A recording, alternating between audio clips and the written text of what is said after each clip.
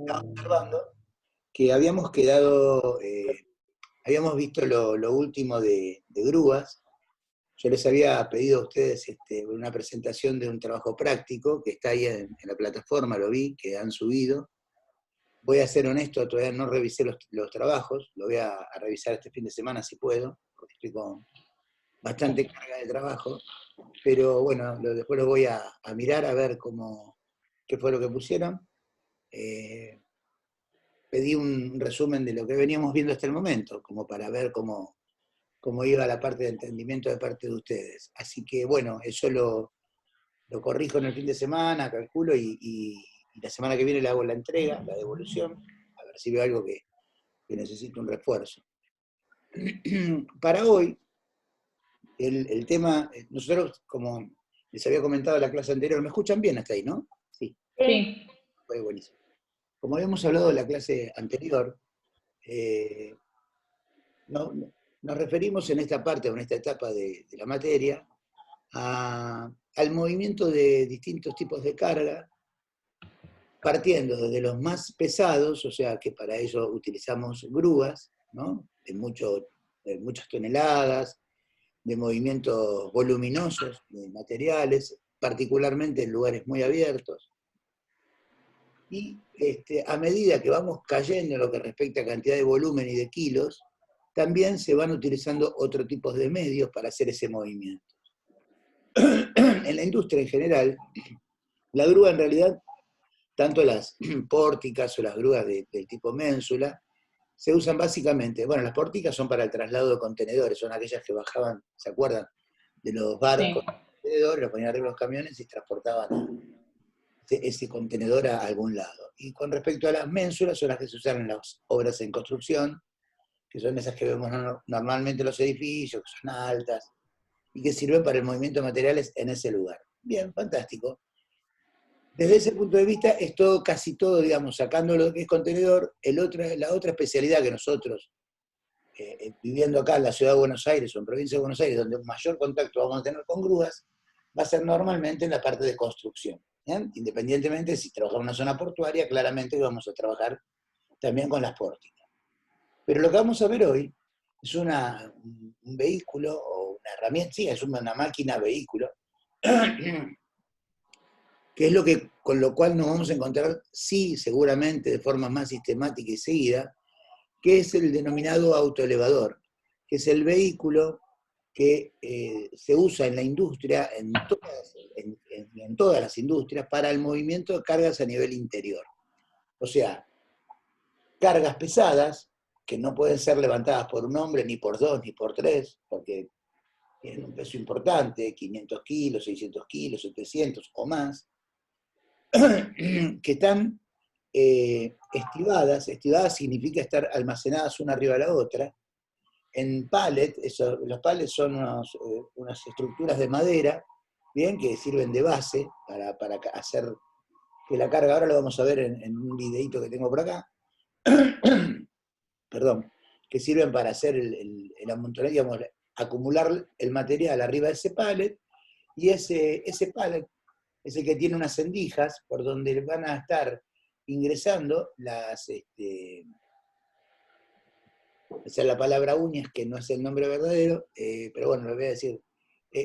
Las uñas del autoelevador, que es lo que los levanta y lo va a trasladar de un lugar a otro. Ahora vamos a ver un video que nos explica perfectamente cómo es el funcionamiento. El autoelevador, como introducción, hasta el año 2015, los equipos de autoelevadores en la República Argentina, sus normas de mantenimiento, control, todo lo que hace a la seguridad e higiene, no estaba regulado por ninguna legislación. O sea, no había una ley que estableciera cómo debía ser ese tipo de mantenimiento. Ni siquiera quienes podían manejarlos o operarlos, qué características tenía que tener la persona que los manejara, porque piensen ustedes que estamos hablando de un equipo que mueve cargas de 800, 900, 1000 kilos. Entonces, un vehículo en movimiento con 1000 kilos, manejado de forma,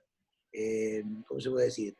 No preventiva o temerosa o arriesgada, puede hacer que la carga en algún momento se vuelque o se caiga encima de alguna persona o se caiga encima de otra mercadería. O sea que en realidad estaba regulado eso por el conocimiento que había en el mercado en el uso de estos equipos. En realidad, lo que sucedió fue que cuando vinieron las primeras empresas a la Argentina a trabajar, las grandes empresas americanas, alemanas, japonesas, estoy hablando hace muchos años atrás, ellos tenían una tecnología y un conocimiento, por supuesto, anterior al nuestro.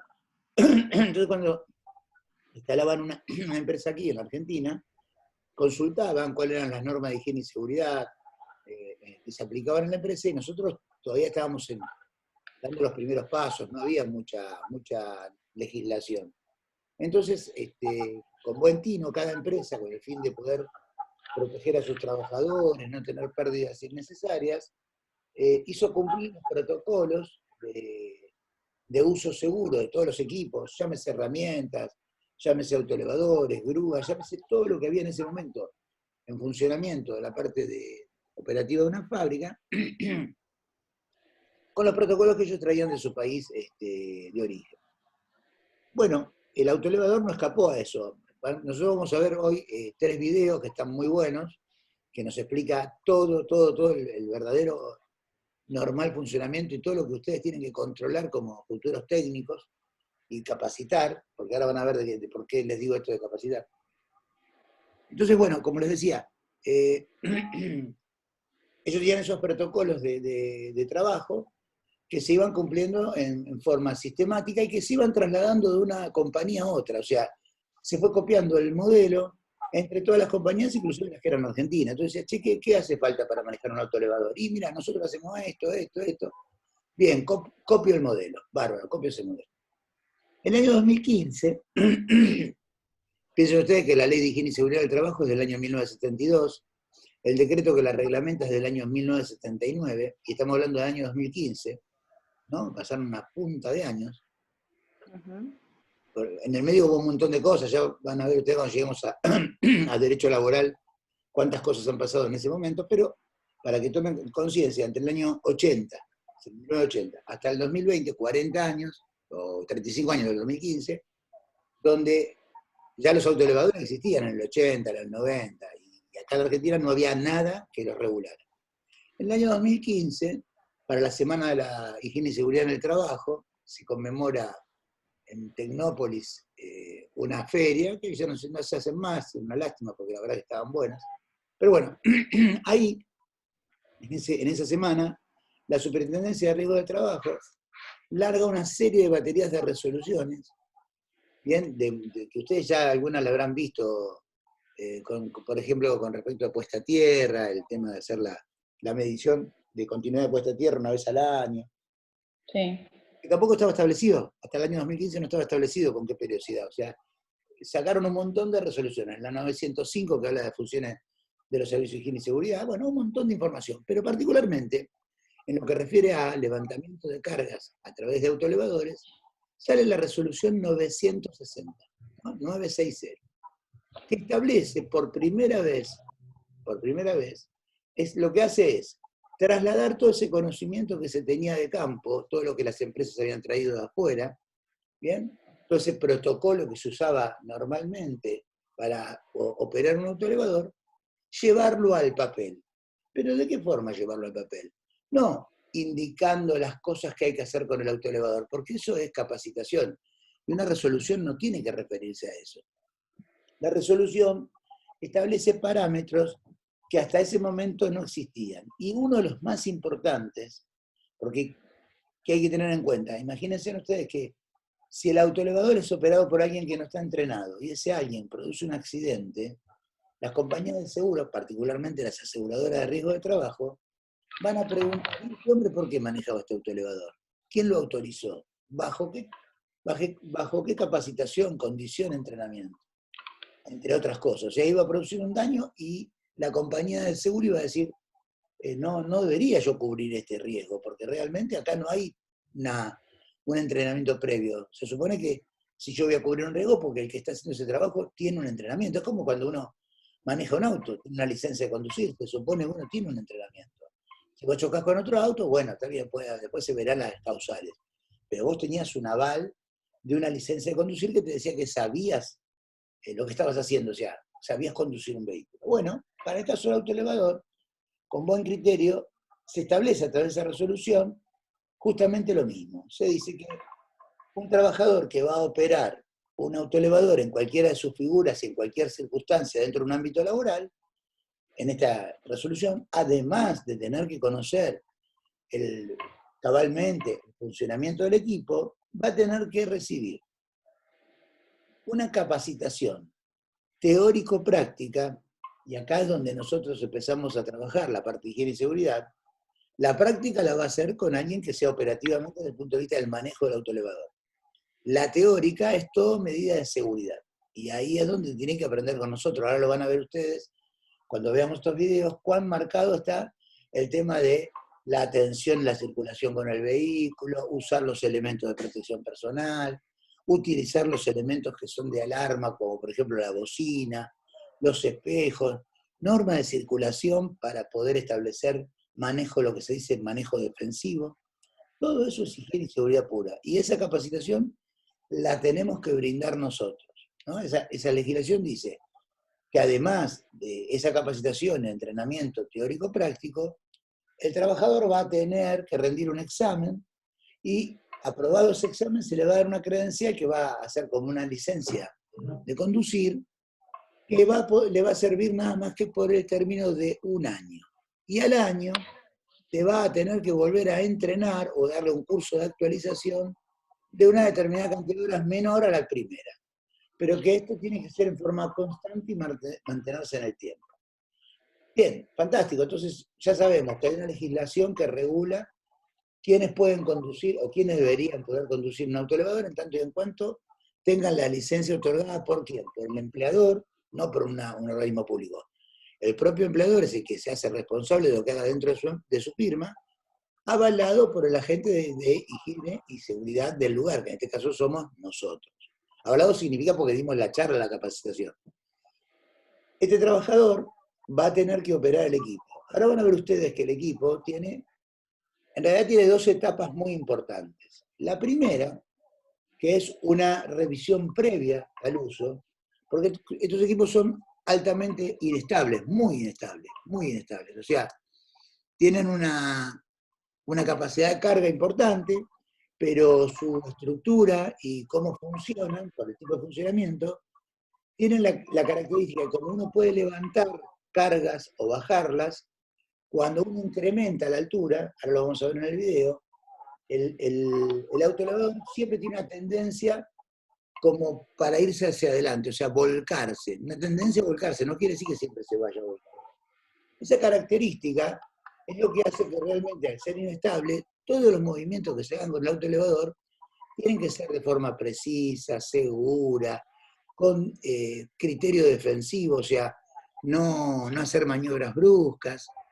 Por eso, como les decía, el trabajador tiene que estar muy entrenado. Y al estar muy entrenado, primero tiene que garantizarse que su equipo funciona correctamente, ¿no? O sea, funciona bien todo el sistema de anclaje de las mercancías, el movimiento de la torre, las horquillas, que es lo que antes le dije uña, que me había equivocado, las horquillas que tienen que subir y bajar con la facilidad necesaria, que tienen que andar los sistemas de iluminación, por ejemplo, luces del vehículo, luces de retroceso con su correspondiente alarma sonora. ¿Vieron cuando los camiones ponen marcha atrás y empieza a sonar una alarma fuerte? Pi, pi, pi. Los camiones en la calle, no sé si les habrá tocado alguna vez. Sí. Se llama, es una alarma fonolumínica que indica que el vehículo está yendo hacia atrás, y esa alarma es para alertar a todos los que están alrededor del camión, porque normalmente ahí el conductor tiene un ángulo de visión muy acotado, o sea, no está viendo el 100% hacia atrás. Y si uno no presta atención, el camión nos podría atropellar. Entonces la idea es que haga esa alarma sonora es para que todos los que están alrededor, y lumínica, porque se prenden las luces del camión, todo el entorno que está detrás del vehículo preste atención y se entere, como he dicho, sepa que el vehículo está haciendo un movimiento en reversa. Y para este caso, funciona de la misma forma en el caso del automóvil. Entonces, como les decía, Para ver lo interesante de esto, el funcionamiento del autoelevador o la parte previa, vamos a ver el primer video asociado. Como les decía hace un ratito, tengo 3 que están muy buenos. Vamos a pegarle una miradita a este primero. Yo creo que los tiempos nos van a dar. Pero si me pongo a hablar mucho más no me va a dar ningún tiempo, así que mejor que me ponga a trabajar. Les voy a pasar acá un videito de todo lo que acá nos va a establecer, nos va a explicar lo que hay que hacer antes de usar el autoelevador. Esto después yo se los paso para que ustedes lo tengan porque les va a servir para dar capacitaciones. Este material es espectacular para eso. Y además, chicos, van a ver ustedes que acá habla propiamente, en este video particularmente, presten atención, a la inestabilidad del vehículo, ¿no? ¿Por qué se da la inestabilidad? ¿Cómo se corre el punto de gravedad según la altura que tenga de la carga? ¿Y cómo podemos hacer para evitarlo eso? ¿Cuáles son las medidas de prevención que hay que tomar? Bueno, vamos a ver el videito. Ahí va. ¿Lo ven bien ahí? Sí.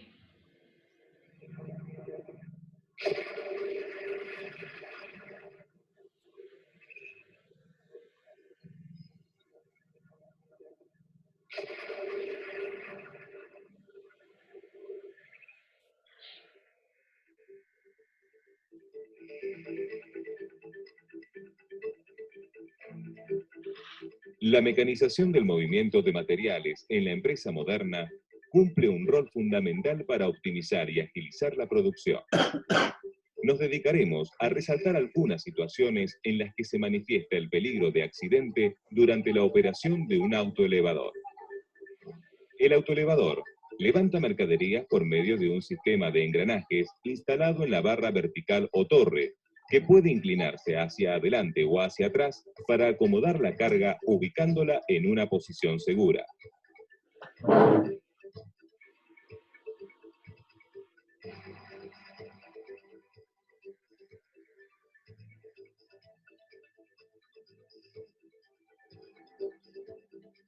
En la torre se encuentra el soporte, donde se acoplan las horquillas que se introducen en los pallets para elevar y transportar la carga.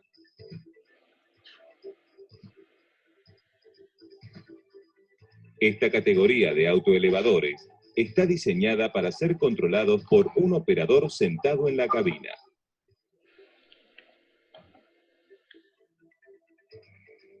El resguardo no debe interferir con la visibilidad para maniobrar la máquina y el tamaño de las aperturas de la parrilla de protección debe estar de acuerdo con el material involucrado. En el techo protector debe colocarse un espejo retrovisor que no interfiera con la visibilidad del conductor. Se recomienda que el autoelevador posea señales fonoluminosas de retroceso, balizas intermitentes y bocinas que puedan oírse por encima de los ruidos locales.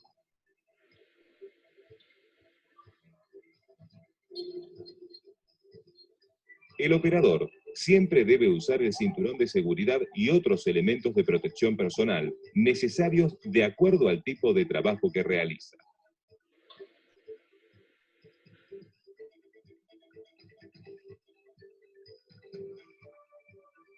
Para no perder dirección y mantener estabilidad en un autoelevador cargado, el momento de la fuerza del contrapeso siempre debe ser mayor que el de la carga. El autoelevador actúa basado en el principio de palanca de primer género. Un contrapeso a una distancia determinada del punto de apoyo puede ejercer la fuerza suficiente para resistir un peso convenido ubicado a una distancia establecida del mismo punto de apoyo.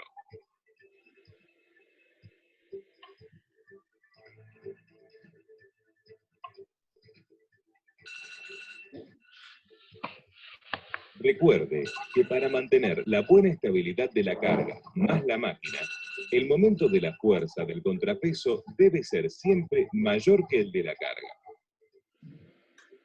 También podemos entender el correcto equilibrio estático y dinámico a partir de los 3 puntos de apoyo que forman en su proyección el triángulo de estabilidad de la máquina. Los dos primeros puntos están situados en las ruedas delanteras y el tercero está ubicado en el lugar de contacto del eje trasero con el chasis de la máquina. El centro de gravedad de la máquina sin carga está situado en el punto A. Al colocar un peso sobre la horquilla en posición vertical, está creando un nuevo centro de gravedad del conjunto autoelevador más carga.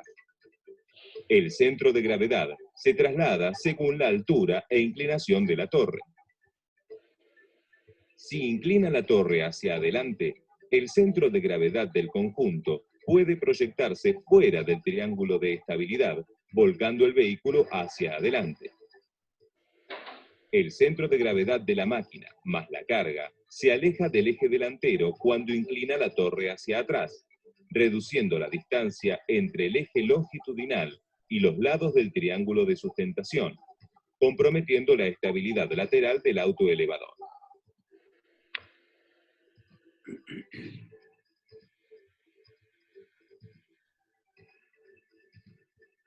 El autoelevador es más estable cuando la torre está en posición vertical y la carga a baja altura.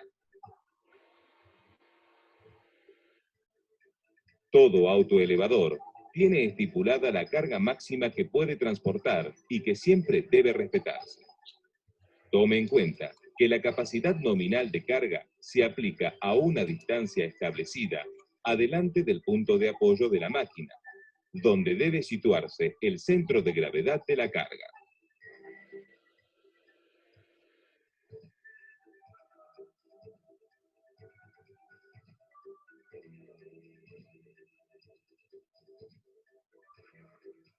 El buen operador se reconoce por medio del cuidado y mantenimiento de su máquina.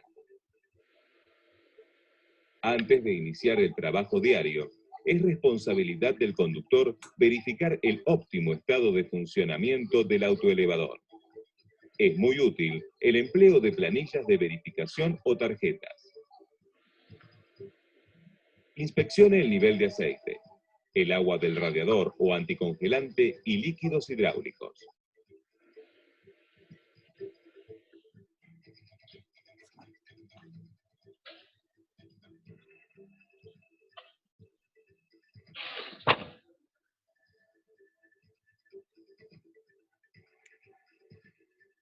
Observe que las ruedas estén en buenas condiciones.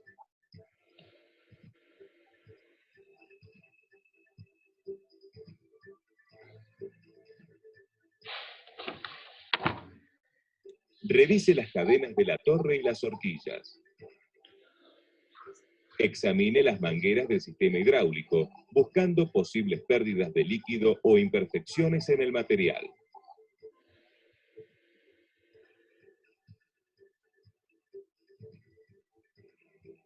Advierta la presión de carga del extintor y que esté bien sujetado.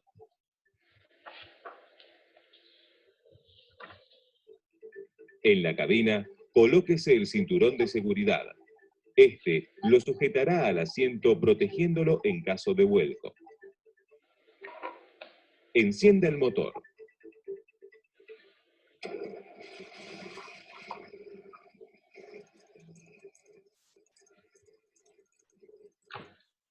Controle a través de los instrumentos el nivel de combustible o carga de baterías. Compruebe el funcionamiento de las luces, la bocina y balizas. Verifique el buen funcionamiento del cilindro de elevación e inclinación de la torre.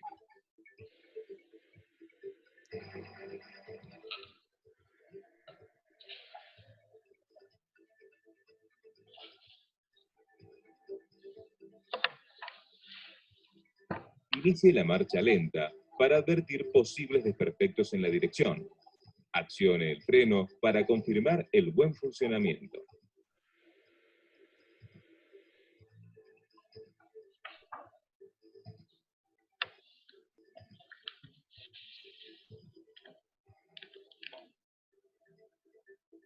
Cualquier irregularidad, infórmela a su supervisor antes de comenzar el trabajo.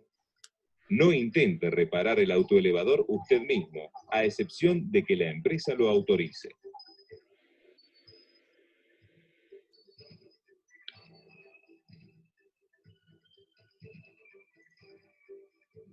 Si el autoelevador es movido con energía eléctrica, recuerde usar los elementos de protección personal adecuados para las operaciones de carga y control de batería.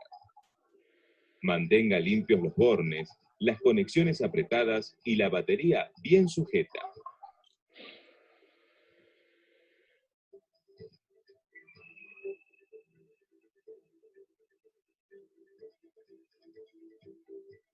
El principal riesgo en los vehículos movidos por gas es el fuego.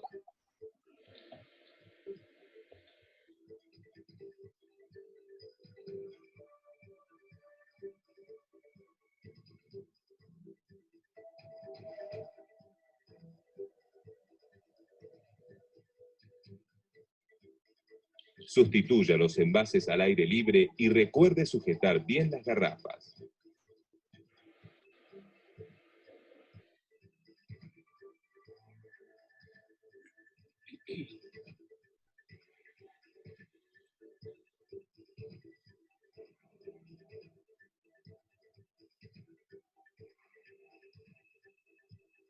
La mayoría de los desperfectos mecánicos pueden descubrirse antes de que se agraven.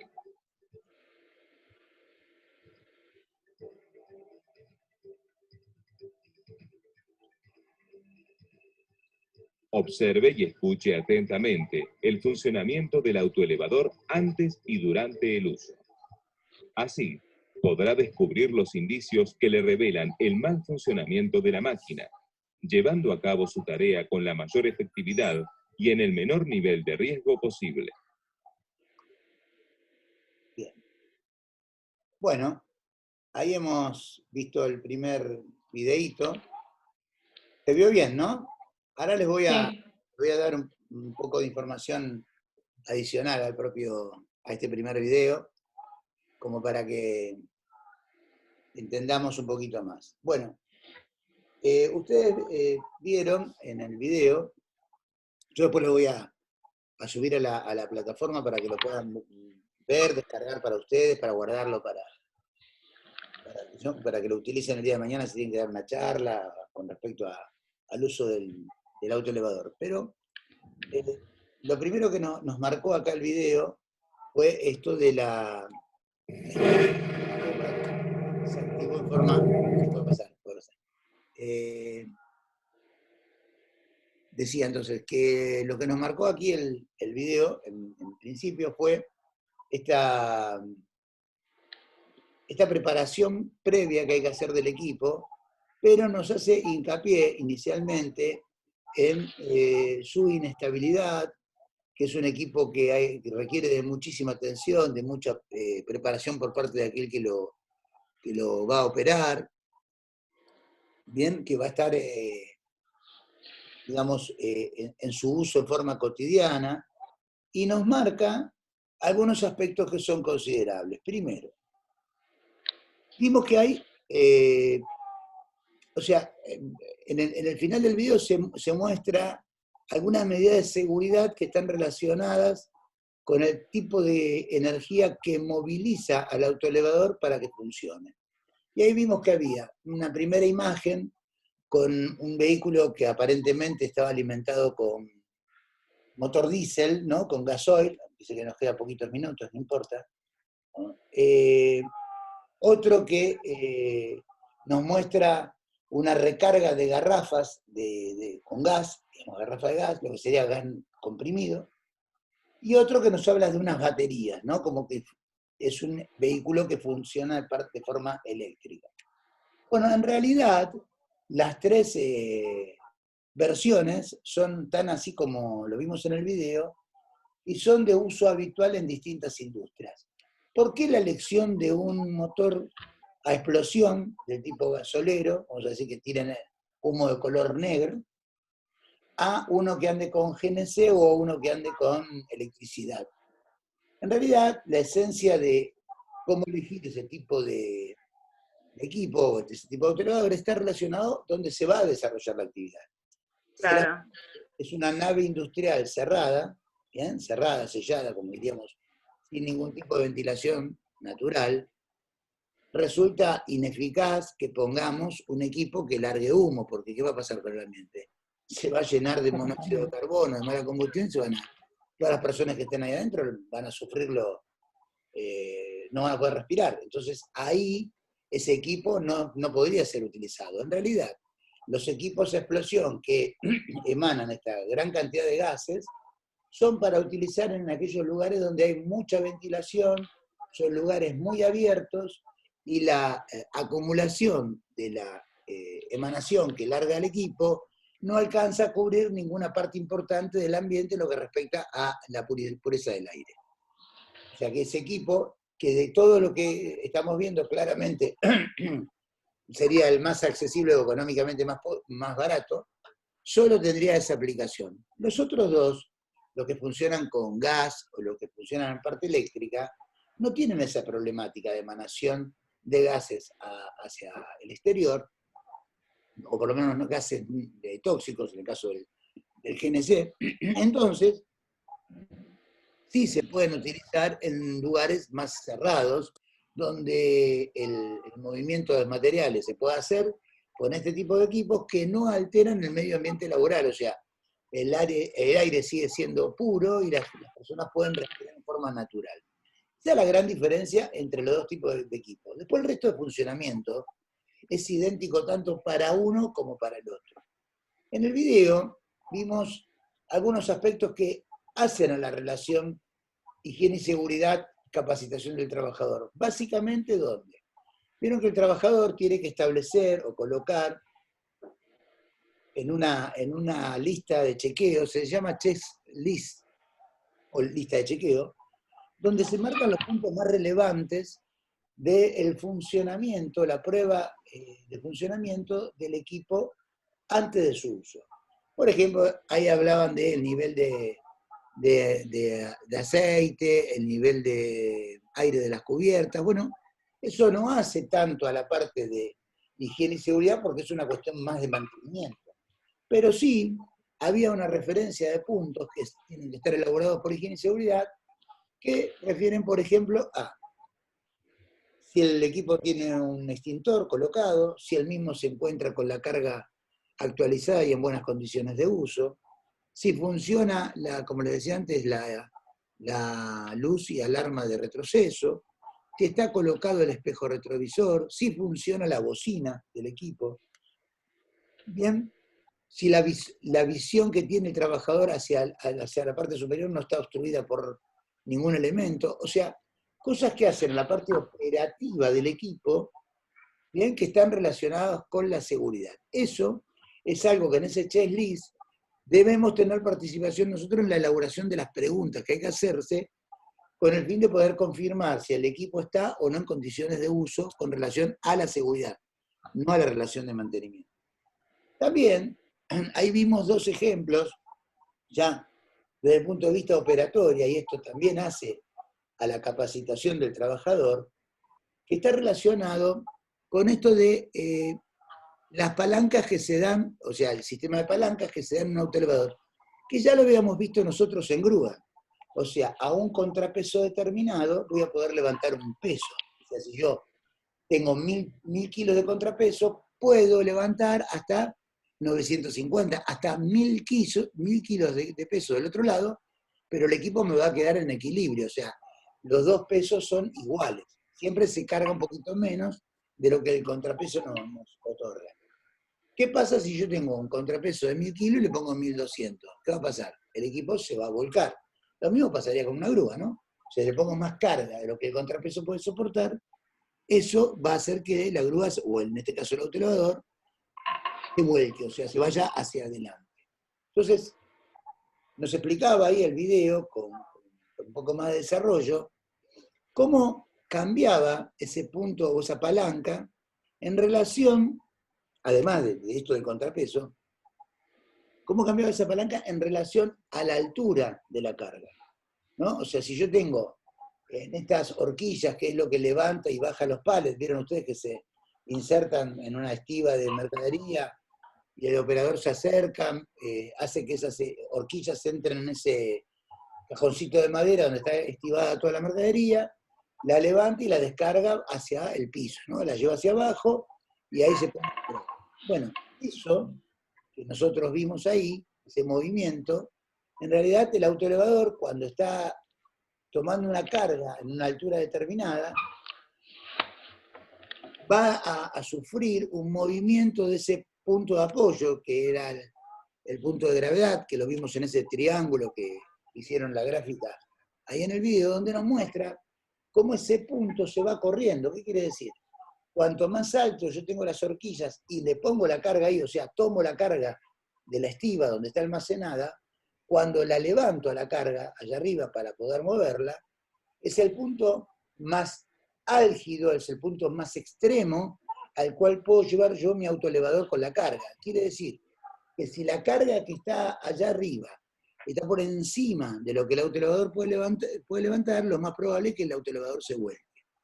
Pero asimismo, si estamos trabajando con una carga que el autoelevador puede soportar, ahí mismo en el video nos muestra que una vez que la desmontamos de su estiba, lo primero que deberíamos hacer es tratar de bajarla, porque cuanto más abajo está la carga, ese punto de gravedad se va centrando más al medio del equipo y lo hace un poco más estable.